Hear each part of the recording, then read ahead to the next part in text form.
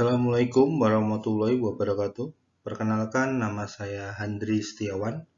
Saya mahasiswa Universitas Pamulang semester 4 dari kelas 04 SMJK 005. Dalam kesempatan kali ini saya akan mempresentasikan analisis laporan keuangan dari PT Unilever Indonesia Tbk. Analisis ini guna memenuhi tugas kuliah mata pelajaran manajemen keuangan. Baik, selanjutnya kita bahas yang pertama, yaitu pengertian tentang laporan keuangan.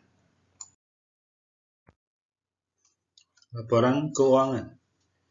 Laporan keuangan merupakan daftar untuk mengetahui jumlah kekayaan perusahaan pada periode tertentu dalam bentuk neraca dan laporan laba rugi. Menurut Henry Andrew Smith, laporan keuangan merupakan salah satu informasi yang sangat penting dalam menilai perkembangan perusahaan.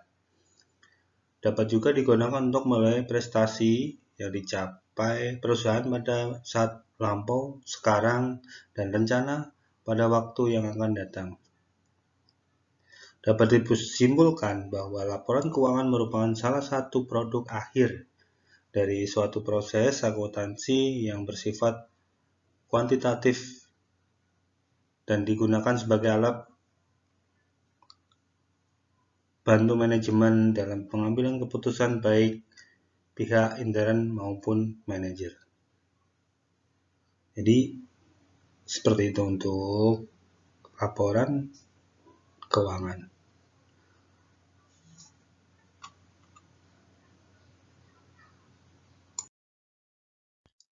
Selanjutnya ada analisis laporan keuangan. Analisis laporan keuangan adalah suatu metode untuk teknik yang digunakan untuk melakukan pemeriksaan menyeluruh terhadap laporan keuangan secara berkala dalam jangka waktu tertentu.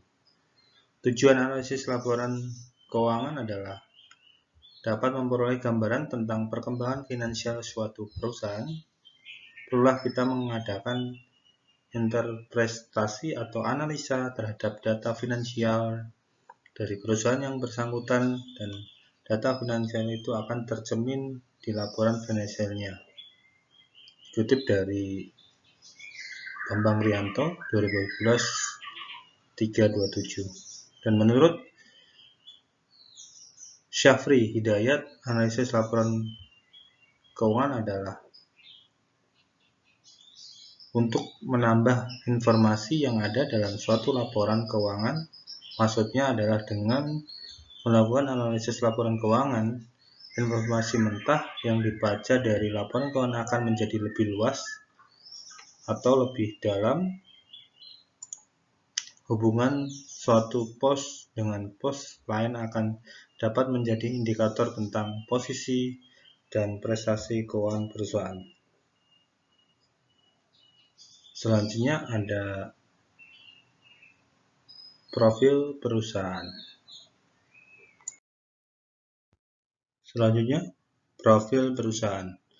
PT Unilever Indonesia Tbk adalah perusahaan multinasional yang memasarkan berbagai barang konsumen di berbagai negara untuk memenuhi kebutuhan akan nutrisi, kesehatan, dan perawatan pribadi sehari-hari dengan produk-produk yang membuat para pemakainya merasa nyaman, berpenampilan baik, dan lebih menikmati kehidupan.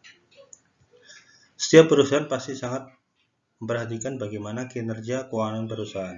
Begitu pula dengan PT Unilever Indonesia Tbk yang memiliki banyak produk dan sudah menjadi perusahaan yang besar, sangat diperlukan untuk menilai kinerja keuangan perusahaan agar terus stabil.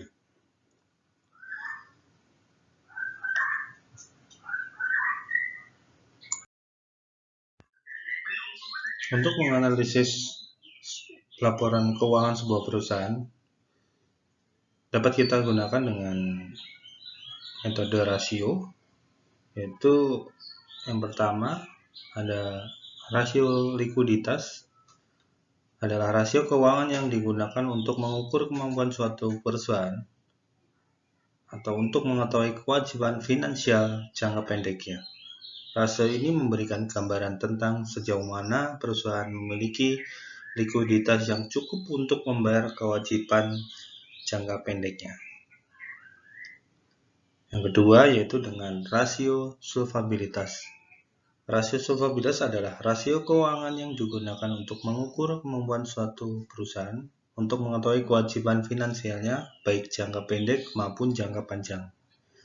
Rasio ini memberikan gambaran tentang tingkat keamanan dan finansial perusahaan dan sejauh mana perusahaan mampu membayar utangnya. Yang ketiga ada rasio aktivitas. Rasio aktivitas adalah rasio keuangan yang digunakan untuk mengukur seberapa efisien perusahaan menggunakan asetnya dalam menghasilkan penjualan atau pendapatan. Rasio ini memberikan gambaran tentang sejauh mana perusahaan mengelola dan memanfaatkan asetnya untuk menghasilkan pendapatan. Yang keempat ada rasio probabilitas.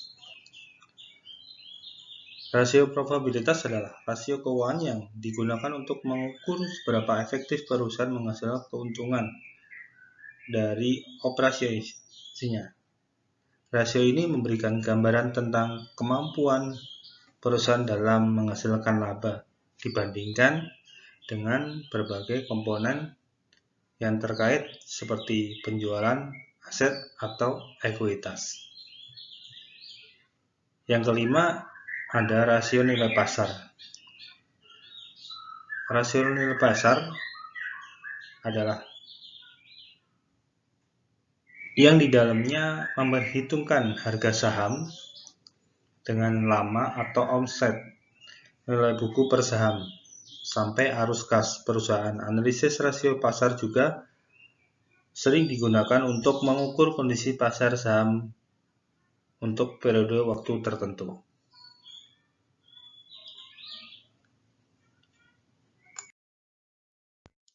Selanjutnya, metode rasio keuangan. Untuk menghitung rasio keuangan seperti rasio likuiditas, rasio solvabilitas, rasio aktivitas, dan rasio probabilitas, masing-masing mempunyai metode, yaitu rasio likuiditas ada rasio lancar atau current ratio.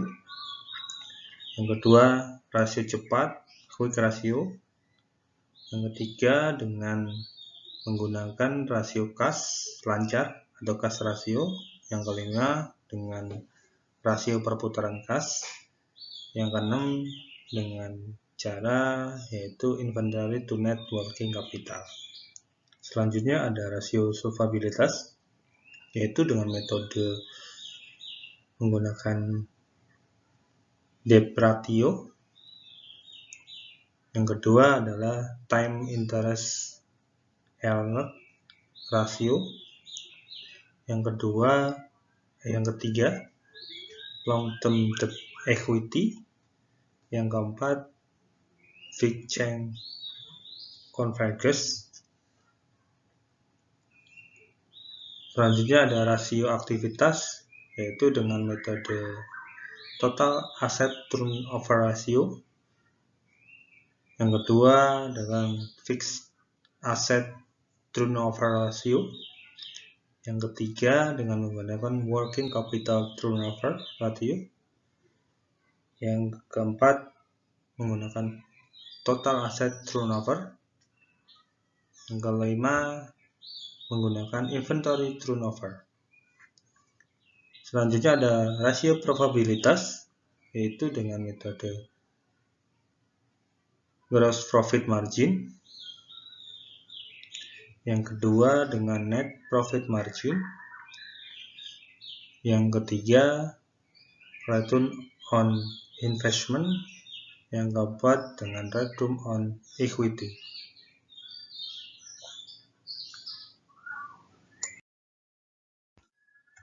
Baik, selanjutnya mari kita bahas penilaian kinerja keuangan perusahaan PT Unilever Tbk selama selama periode 5 tahun, yaitu dari tahun 2018 sampai 2022.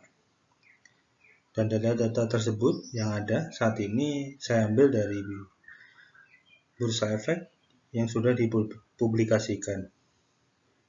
Dapat kita lihat rata-rata dinilai di rasio likuiditas di tahun 2019 nilai 55,49%, di tahun 2019 mengalami peningkatan 10,512%, di tahun 2020 11,18%, 2021 8,7% penurunan, dan di tahun 2022 mengalami penurunan hingga minus, yaitu minus 1,10%.